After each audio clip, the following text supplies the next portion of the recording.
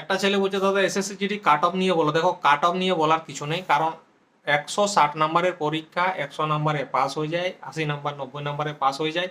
দেখো পাস করে কিছু লাভ আছে? আমাকে একটা কথা বলো, একটা ছেলে মাধ্যমিক পাস করলো নর্মাল 3rd ডিভিশনে পাস করলো, একটা ছেলে 1st ডিভিশনে পাস করলো, দুটো ছেলেকে একটা জায়গায় তুমি বসিয়ে দাও, একটা কাজের জন্য তুমি তাদের দুজনকে বলে দাও, একটা ছেলে যে 1st ডিভিশন পাস করেছে সে কাজটা বুঝেও যাবে, কাজটা করেও দিবে।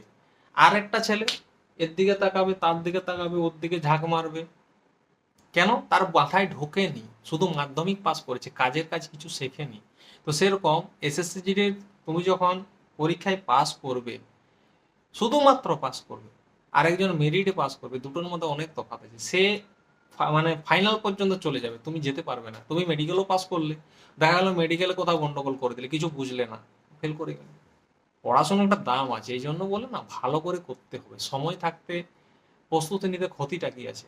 তাই বলবো যে এখনো সময় আছে, প্রস্তুতি নাও। তো আশা করি কথাটা বুঝতে পেরেছো। চ্যানেলটা সাবস্ক্রাইব করে লাইক কমেন্ট করবে। চাই